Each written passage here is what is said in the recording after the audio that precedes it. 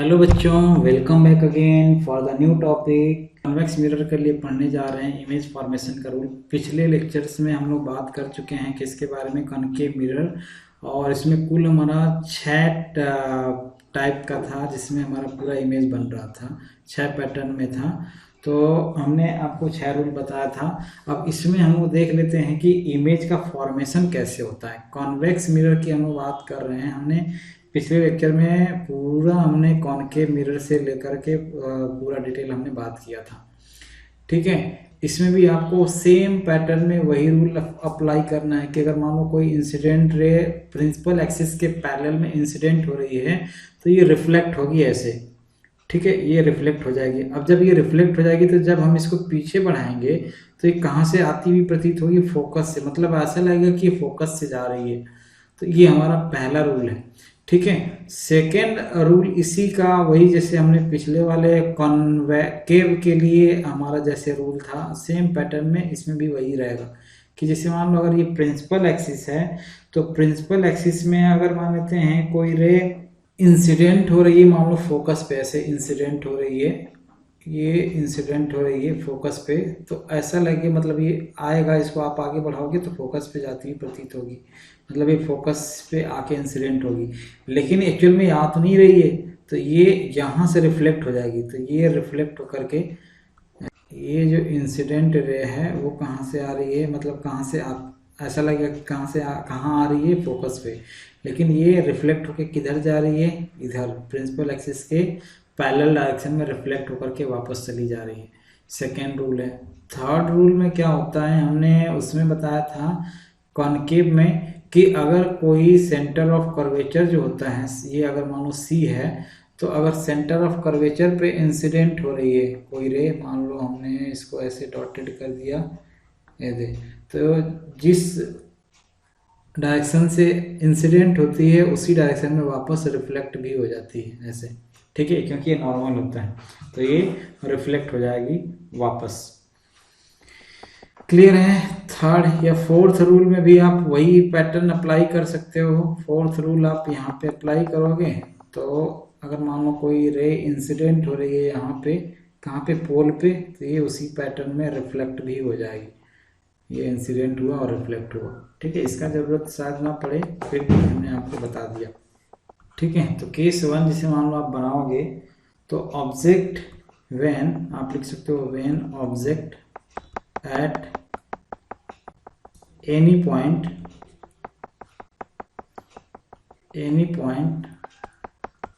except infinite,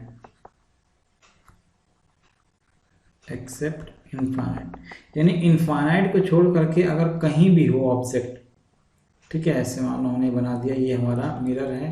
कौन सा mirror? Convex mirror है।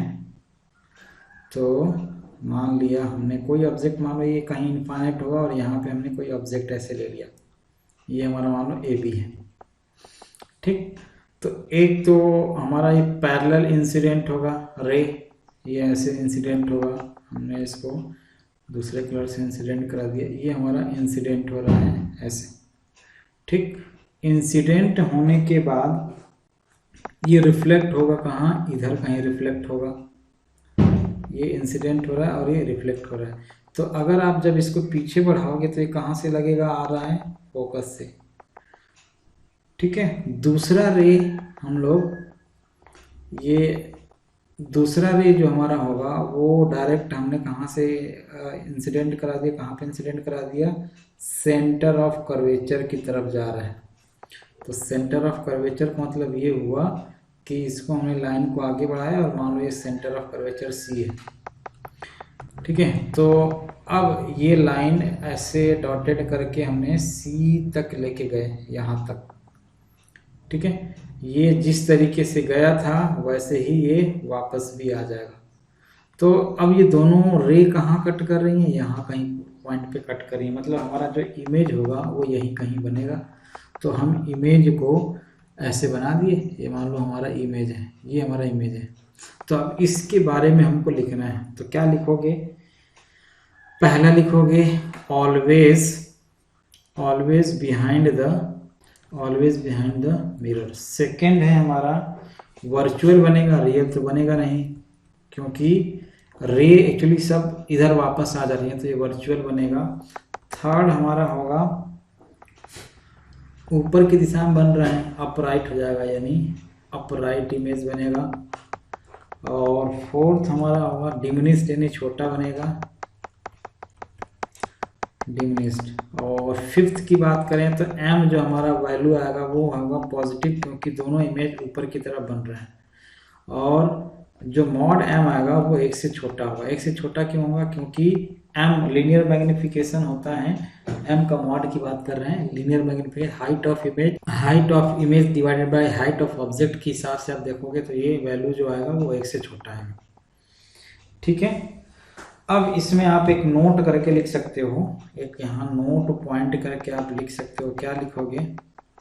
एज ऑब्जेक्ट, जैसे जैसे ये ऑब्जेक्ट इधर इनफाइनाइट की तरफ बढ़ता जाएगा वैसे वैसे ऑब्जेक्ट इमेज क्या होगा, फोकस की तरफ खिसकता चला जाएगा, और वैसे वैसे इसका वैल्यू भी छोटा होता जाएगा, यानी इमेज का जो साइज होगा वो छोटा होता जाएगा। ठीक है, नेक्स्ट हमारा है, इसमें दो ही केस आते हैं। केस 2 है, केस 2 में है जब ऑब्जेक्ट कहाँ पे हो, व्हेन, यानी ऑब्जेक्ट जब इनफाइनाइट पे होगा तो क्या कैसा बनेगा और क्या बनेगा देखते हैं। तो हमने क्या कर लिया, पहले हमने बना लिया, हमने कॉन्वेक्स मिरर बना लिया, ये हमारा मिरर हो गया। फिर ये हमने प्रिंसिपल एक्सिस ड्रॉ कर लिया, और उसके बाद जब हमारा वैल्यू होगा, जो इंसिडेंट रे होगा वो पैरेलल आएगा, क्योंकि ये इनफाइनाइट से आ रहा है। तो इनफाइनाइट से आ रहा मतलब काफ़ी दूर होगा, बहुत दूर होगा, वहाँ से आ रहा है। तो ये हमारा डॉटेड लाइन हो जाएगा, और ये फोकस पे आकर के मिल रहा है। ठीक, रिफ्लेक्शन के बाद आप रिफ्लेक्ट करा सकते हो इसको ऐसे, तो ये हमारा रिफ्लेक्ट हो जाएगा, और यहाँ से ऐसे रिफ्लेक्ट हो जाएगा। ये इंसिडेंट के बाद ये इस डायरेक्शन में रिफ्लेक्ट हो जाएगा। तो हमने डॉटेड लाइन से जो बनाया है वो कुछ यहाँ पे आकर के मिलेगा। पहला आप लिखोगे inside the mirror, inside the mirror, ठीक है। और दूसरा जो आपका आएगा formed at F, formed at F कहाँ बनेगा? एफ पे बनेगा हमेशा। तीसरा वर्चुअल ही बनेगा। चौथा क्या बनेगा? अपराइट बनेगा, ऊपर की तरफ ही बनेगा, चाहे बहुत छोटा ही बनेगा, अपराइट। और पांचवा डिमिनिश्ड या वेरी डिमिनिश्ड बोल सकते हो, पॉइंट साइज बोल सकते हो, डिमिनिश्ड, या ब्रैकेट में मैंने लिख दिया पॉइंट साइज, पॉइंट साइज, ठीक है। और इसके बाद जो छठवां पॉइंट एम के बारे में होगा वो पॉजिटिव ही रहेगा, क्योंकि दोनों ऊपर ही बन रहा है, और इसका जो मॉड एम का वैल्यू आएगा वो बहुत बहुत छोटा होगा, एक से। ठीक है, तो ये 6 पॉइंट हैं, इनके बारे में हमने किसके बारे में बता दिया? कॉन्वेक्स मिरर के बारे में बता दिया। अब आते हैं हम लोग, नेक्स्ट हमारा जो टॉपिक है वो हमारा है मिरर फार्मूला। तो आप हेडिंग डाल लो मिरर फार्मूला क्या होता है, मिरर फार्मूला, ठीक है। Mirror formula, mirror formula actually क्या होता है, ये 1/f is equal to 1/v plus 1/u। Board exam में आपका और कॉम्पिटिटिव एग्जामिनेशन में भी इससे रिलेटेड काफ़ी सारे क्वेश्चन पूछा जाता है। इसमें f क्या होता है, इसको हम लोग फोकल लेंथ बोलते हैं, फोकल लेंथ, f को हम लोग फोकल लेंथ बोलते हैं, v को इमेज डिस्टेंस बोलते हैं, इमेज डिस्टेंस, और u हमारा होता है object distance from pole, object distance, ठीक है। हम लोग जो भी डिस्टेंस मेजर करते हैं, हमने साइन कन्वेंशन में बताया था कि हम जब भी डिस्टेंस मेजर करते हैं वो हमेशा कहाँ से मेजर करते हैं, पोल से मेजर करते हैं। तो अब हम लोग देखते हैं mirror formula for the concave mirror. पहले हम लोग देखेंगे कॉनकेव के लिए, फिर इसके बाद कॉन्वेक्स के लिए देखेंगे। तो कॉनकेव मिरर के लिए हमने मानो हेडिंग डाल लिया आपने कॉनकेव मिरर के लिए। तो कॉनकेव मिरर में अच्छा आपको एक ध्यान हमेशा रखना है, जब भी आप मिरर फार्मूला फाइंड आउट करोगे तो मिरर फार्मूला ये तभी एप्लीकेबल होगा जब वो स्मॉल अपर्चर का होगा। स्मॉल अपर्चर का मतलब ये हुआ कि जैसे मान लो हमने ये क्या बनाया, एक मिरर बना दिया, ठीक है, और ये मिरर हमारा कॉनकेव मिरर है। स्मॉल अपर्चर का मतलब ये हुआ कि जैसे ये देखो ये हमारा पॉइंट P है, और अगर इस पॉइंट पे ये हमारा जो हमने जो ज़्यादा ही कर्व बना दिया है, तो ये जितना मतलब काफ़ी पतला होता है। तो एक काम करते हैं, ठीक है, अगर मिरर स्मॉल अपर्चर का होगा तभी ये रूल अप्लीकेबल है। एफ क्या होता है, फोकल डिस्टेंस, और आर क्या होता है, रेडियस ऑफ कर्वेचर। माने एफ और आर के बीच में ये रिलेशन होना चाहिए। स्मॉल अपर्चर का मतलब ये होता है कि ये जो डिस्टेंस होता है ना वो काफ़ी छोटा हो, यानी एकदम पतले लेंस की बात किया जा रहा है, पतले लेंस के लिए अप्लीकेबल है। ठीक है, तो एक काम करते हैं, हमने मान लो एक डायग्राम इस तरीके से बना दिया, और ये हमारा पोल वाला पॉइंट P है ही, मान लो हमने एक ये बनाया P, और एक ऑब्जेक्ट कहीं मान लेते हैं O पे है, यहाँ से हमारा रे इंसिडेंट हो रहा है ऐसे इस पे, ये इंसिडेंट हुआ, इंसिडेंट होने के बाद कहीं मान लेते हैं रिफ्लेक्ट होकर के यहाँ आ रहा है। जस्ट सपोज मान लो ये यहाँ आ रहा है, यहाँ पे रिफ्लेक्ट होके आ रहा है। ठीक है, तो यहाँ रिफ्लेक्ट होके आ रहा है, मतलब हमारा हो सकता है कहीं यहाँ इमेज बन रहा होगा। और इमेज यहाँ क्यों बनेगा, उसके पीछे लॉजिक ये है कि अगर ऑब्जेक्ट मान लो ये ऐसे एक रे यहाँ से जा रहा है और एक रे यहाँ से जा रहा है और वापस भी आएगा, तो ये रे और ये रे दोनों को किस पॉइंट पे टकरा रहे हैं, यहाँ पे। रिफ्लेक्शन के बाद ये वाला, ये जो इंसिडेंट रे इस पे टकरा करके यहाँ आ रहा है, और ये नॉर्मल डायरेक्शन में जो एक रे है वो ये भी यहाँ से वापस आकर के यहीं पे टकरा रहा है। तो इसका मतलब इमेज यहाँ पे बनेगा। अब आपको एक चीज़ और बनाना है, यहाँ पे क्या बनाना है, इससे यहाँ पे कहीं सेंटर ऑफ कर्वेचर C है, ये C है। अब C क्या होता है, एकदम परपेंडिकुलर डायरेक्शन में एक लाइन ड्रॉ करना है इसके, ऐसे ये आपने ऐसे ड्रॉ कर दिया। ठीक है, ये नॉर्मल ही हो, ये नॉर्मल है, क्या है हमारा, ये नॉर्मल है। ठीक, अब इसमें आप ध्यान से देखो, अगर मान लेते हैं ये एंगल अल्फा है, जस्ट सपोज अगर ये अल्फा है और ये रिफ्लेक्ट होने के बाद ये अगर एंगल को हमने बीटा मान लिया है, ठीक, ये हाइट जिस पॉइंट पे मान लो ये इंसिडेंट हो रहा है इसको ये m मान लिया, और ये हाइट हमने इस हाइट को h मान लिया।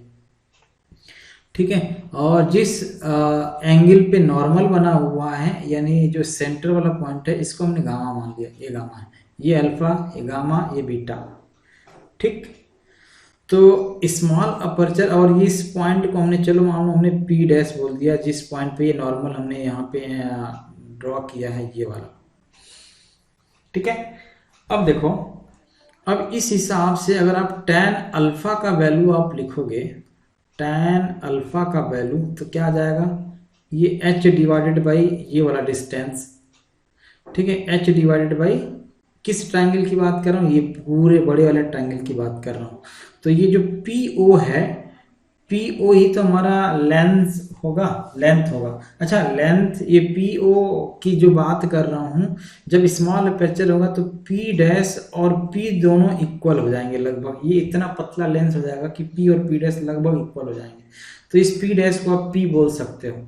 तो हम tan अल्फा का जो वैल्यू लिख रहे हैं वो हम लोग क्या लिख रहे हैं, h डिवाइडेड बाई जो पोल से जो डिस्टेंस ऑब्जेक्ट का होता है वो क्या होता है, u होता है। तो हमने क्या लिख दिया, h डिवाइड बाई u। ऐसे ही अगर मान लो मैंने tan बीटा लिखूंगा तो tan बीटा का वैल्यू क्या आएगा, h डिवाइडेड बाई इमेज का डिस्टेंस यानी -v। और ऐसे ही अगर tan गामा आप लिखोगे तो tan गामा का जो वैल्यू होगा वो क्या आएगा, h डिवाइडेड बाई c क्या है, CPR है, यानी रेडियस ऑफ कर्वेचर। तो ये r माइनस में होगा ये भी, क्योंकि हम डिस्टेंस इंसिडेंट रे के अपोजिट डायरेक्शन में ले रहे हैं, तो h यहाँ पे r जो होगा वो भी माइनस में होगा, v भी माइनस में होगा और u भी माइनस में होगा। ठीक है, अब हम लोग क्या करते हैं, अब हमारा मेन कॉन्सेप्ट जो हमारा शुरू होता है उसके बारे में हम लोग बात करते हैं। C में बोलते हैं, इन ट्रायंगल OMC। ठीक है, तो अगर OMC की बात करोगे तो ये जो एंगल है, अच्छा ये अगर मान लेते हैं ये वाला जो एंगल है, अगर ये थीटा है तो ये भी थीटा होगा। क्यों थीटा होगा, लॉ ऑफ रिफ्लेक्शन के जरिए। लॉ ऑफ रिफ्लेक्शन क्या होता है कि जिस एंगल पे इंसिडेंट होता है उसी पर रिफ्लेक्ट होता है। तो ये वाला, ये छोटा वाला जो एंगल है वो क्या हो जाएगा, चलो मैंने इस डायग्राम को एक बार और ऐसे बना देता हूँ, और ये हमारा कहाँ है, ये कहीं आई है, ये आई है। तो ये वाला जो एंगल होगा अगर ये थीटा है तो ये भी थीटा होगा, क्योंकि लॉ ऑफ रिफ्लेक्शन के जरिए ये नॉर्मल कहलाएगा। यही तो नॉर्मल है, इस जो सी से सेंटर से, ये सी सेंटर है तो ये नॉर्मल कहलाएगा। तो नॉर्मल है तो ये वाला एंगल थीटा, तो ये भी एंगल थीटा हो जाएगा। तो उस हिसाब से ये जो ट्रायंगल ओ एम सी मैंने लिखा है, तो जो गामा का वैल्यू होगा, angle gamma is equal to क्या हो जाएगा, अल्फा प्लस थीटा हो जाएगा, अल्फा प्लस थीटा, इक्वेशन 1। तो एंगल सी एम आई में angle beta is equal to क्या आ जाएगा, एंगल गामा प्लस थीटा। ये देखो ये वाला एंगल में, ये वाला अगर सी एम आई की बात कर रहे हो तो ये वाला हमारा एंगल क्या है, तो ये मान लो हमारा इक्वेशन 2 होगा, beta is equal to gamma plus theta हो जाएगा ये वाला ट्रायंगल में। ठीक है, अब इक्वेशन 1 और इक्वेशन 2 के जरिए हमको क्या फाइंड आउट, रिलेशन बनाना है। तो रिलेशन बनाते हैं तो क्या आएगा, हमने क्या किया, गामा थीटा का वैल्यू एक काम करते हैं रख देते हैं, तो थीटा का वैल्यू, या एक काम करते हैं दोनों को माइनस कर देते हैं, इक्वेशन 1 और इक्वेशन 2 को माइनस कर देते हैं। तो gamma minus beta is equal to alpha minus gamma आ जाएगा। गामा को इधर लाओगे तो 2 gamma is equal to alpha plus beta हो जाएगा। अब गामा का वैल्यू, अब ये देखो यहाँ पे एक चीज और आपको ध्यान देना है कि ये जो अल्फा टेन बीटा और टेन गामा है वो बहुत छोटा होगा। बहुत छोटा होने का मतलब ये हुआ कि जो वैल्यू आएगा अल्फा के इक्वल कह सकते हो। क्यों अल्फा के इक्वल कह सकते हो और ये बीटा के इक्वल कह सकते हो और ये गामा के इक्वल कह सकते हो, क्योंकि लेंस बहुत छोटा है। ये हमने इतना बड़ा दिखाया है तो टेन अल्फा के इक्वल आएगा, टेन बीटा के इक्वल आएगा, टेन गामा के लगभग इक्वल आएगा। तो इसको हम अल्फा बीटा और गामा लिख सकते हैं। तो अब इस हिसाब से गामा का जो वैल्यू आएगा वो क्या आ जाएगा, -h डिवाइडेड बाई r हो जाएगा, और अल्फा का वैल्यू है वो हो जाएगा -h डिवाइडेड बाई u, और बीटा का वैल्यू है -h डिवाइडेड बाई v। तो अब सभी जगह से आप -h को, तो हो जाएगा 2 divided by r is equal to 1/v plus 1/u। ठीक है, और यहाँ पे हमने शुरू में ही बताया था कि स्मॉल एपर्चर के लिए हमारा जो f का वैल्यू होता है वो क्या होना चाहिए, r/2 होना चाहिए। तो f का वैल्यू r/2 है, तो इसकी जगह हम लोग क्या लिख सकते हैं, 2f लिख सकते हैं, r की जगह 2f लिख दो। तो फिर इस हिसाब से 2 divided by 2f is equal to 1/v plus 1/u। फिर अब क्या करना है, कैंसिल कर दो, 2 से 2 कैंसिल कर दोगे तो आपका बन जाएगा 1 divided by f is equal to 1/v plus 1/u। और यही हमारा क्या कहलाता है, mirror formula for the concave mirror. Concave mirror के लिए, कॉन्वेक्स मिरर के लिए भी यही आता है। ठीक है, तो मैं एक बार फिर से क्विक रिवीजन कर देता हूँ। पहला चीज, जब भी आप इसको निकालोगे, इस फार्मूले को डिजाइन करोगे, तो इस चीज का कंडीशन होना जरूरी है, यानी स्मॉल लेंस के लिए ही ये रूल अप्लीकेबल है। स्मॉल लेंस का मतलब ये हुआ कि जो अपर्चर होगा वो स्मॉल एपर्चर का होगा। तो जब स्मॉल एपर्चर का होगा तो उसके लिए हमारा f is equal to r/2 होना नेसेसरी है। और ये लेंस इतना छोटा है कि जब यहाँ से आप नॉर्मल ड्रॉ करोगे तो ये जो पॉइंट हमने ड्रॉ किया है और ये P वाला जो पॉइंट है वो लगभग इक्वल होगा, इतना पतला होगा कि वो लगभग इक्वल हो जाएगा। ठीक है, तो उस हिसाब से अगर tan अल्फा का वैल्यू, ये एंगल भी फिर अब एकदम छोटा लेंस रहेगा तो उस हिसाब से जो tan अल्फा हो जाएगा वो अल्फा बन जाएगा। tan अल्फा की कंडीशन क्या होती है, ये ऐसे बनता है। तो जब ये इतना छोटा हो जाएगा तो ये जो हाइट है वो एकदम कहीं यहाँ आ जाएगा। तो ये हाइट होगा तो कुछ ऐसे एंगल बन जाएगा एकदम से, वो हाइट और बेस दोनों लगभग एक ही पॉइंट पे आकर के मिल जाएंगे। तो इसलिए अल्फा बन जाएगा, tan बीटा बन जाएगा और tan गामा बन जाएगा। अब उसके बाद आपको क्या करना है, यहाँ समझना है आपको। यहाँ समझने का मतलब, ट्रायंगल हमने क्या लिया, पहले OMC लिया, ये OMC है। ठीक है, अब ये वाला एंगल हमने MOC को हमने अल्फा मान लिया है, फिर ये वाला एंगल को हमने गामा माना है और ये वाला एंगल को हमने बीटा माना है। ठीक है, तो उस हिसाब से अगर इंटीरियर अपोजिट एंगल के हिसाब से ये वाला गामा का वैल्यू निकालोगे तो ये अल्फा है और ये वाला एंगल थीटा है, ये वाला ये थीटा है। ठीक, ये इसको हमने यहाँ लिख दिया, ये थीटा है, और ये वाला एंगल भी थीटा ही होगा।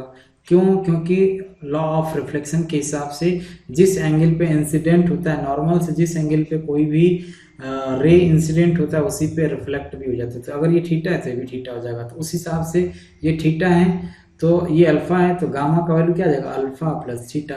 फिर ये हमने पहला इक्वेशन बनाया। दूसरे वाले ट्रायंगल में, इस वाले ट्रायंगल में आ जाओ, बीटा का वैल्यू जब आप निकालोगे तो ये गामा है और ये थीटा है, तो गामा प्लस थीटा हो जाएगा। अब इक्वेशन 1 और इक्वेशन 2 को माइनस कर दोगे तो कुछ हमारा वैल्यू ये आ जाएगा, 2 gamma is equal to alpha plus beta आ जाएगा। अब गामा का वैल्यू यहाँ से रख दो, माइनस एच बाई आर हो जाएगा, अल्फा का value minus H by U, beta का value minus H by V. Minus H से अब इसमें पूरे में डिवाइड कर दिया तो 2 बाई आर हो जाएगा 1 by V plus 1 by U. फिर आर का वैल्यू एपर्चर के लिए आप आर का वैल्यू यहाँ से रख दोगे तो 2f आ जाएगा। अब 2f आ गया तो 2 से 2 कैंसिल कर दोगे तो हमारा रिलेशन बन जाएगा 1 by F is equal to 1 by V plus 1 by U. तो ये हमारा क्या रहा, स्मॉल अपर्चर के लिए कॉनकेव मिरर का फार्मूला कैसे हम लोग डिज़ाइन करते हैं। ठीक है, आप चाहो तो मैंने एक साथ इसको रख दिया है, आप स्क्रीनशॉट इसका ले सकते हो। ठीक, अगला आते हैं, हमारा नेक्स्ट है कॉन्वेक्स मिरर के लिए हम लोग कैसे बनाएंगे। तो आप यहाँ पे हेडिंग डालो कॉन्वेक्स फॉर कॉन्वेक्स मिरर। तो कन्वेक्स मिरर के लिए हमारा कंडीशन क्या होता है, यहाँ पे भी आपको वही चीज़ ध्यान रखना है। क्या चीज़, फॉर स्मॉल अपर्चर। पहला चीज़ फॉर स्मॉल अपर्चर। तो स्मॉल अपर्चर के लिए हमारा f का जो वैल्यू होता है वो r/2 होना चाहिए। अच्छा, इसका डेरिवेशन आपको अगर चाहिए तो मैं आपको डेरिवेशन दे दूंगा, वहाँ से आप देख सकते हो। और दूसरी चीज़, जो p डैश का वैल्यू होगा वो लगभग p होगा। अब ये p डैश और p क्या है देखिए यहाँ पे, अभी मैं आपको पता चल जाएगा। ये हमारा है कॉन्वेक्स मिरर। ठीक है, तो कॉन्वेक्स मिरर में अगर मान लेते हैं आप यहाँ पे कोई, ये मैंने जानबूझ के बड़ा बनाया थोड़ा, ये P है, मैं इसको दूसरे कलर से लिख देता हूँ। ये हमारा P है और ये हमारा P डैश है। तो ये इतना छोटा रहता है कि P और P डैश दोनों लगभग इक्वल हो जाते हैं। ठीक है, अब आपको क्या करना है, एक यहाँ के कोई ऑब्जेक्ट है और ये ऑब्जेक्ट से मान लेते हैं, ऑब्जेक्ट से एक रे जा रही है कहाँ पर, मिरर पे, ऐसे इस पॉइंट पे, जिस पॉइंट पे हमने बनाया उस पॉइंट पे इंसिडेंट हो रही है। इंसिडेंट होने के बाद ये क्या होगा, रिफ्लेक्ट हो गया। ठीक है, अब कहाँ रिफ्लेक्ट हो रहा है हमें नहीं पता, ऐसे मान लो ये रिफ्लेक्ट हो गया। रिफ्लेक्ट होने के बाद इस जो पॉइंट पे ये पीछे की तरफ बढ़ाओगे, वो जिस पॉइंट पे आके मिलेगा वहीं पे हमारा इमेज बनेगा कहीं, ये हमारा इमेज वाला पॉइंट है। ठीक, और अब इसमें हमने एक नॉर्मल ड्रॉ कर लिया। तो नॉर्मल क्या होगा, वही कहाँ से पास करेगा, सेंटर ऑफ कर्वेचर से। तो इस पे हमने एक नॉर्मल ड्रॉ कर दिया, ऐसे डॉटेड करके एक हमने ऐसे नॉर्मल ड्रॉ कर दिया, और ये कहाँ से पास कर रहा है, सी से।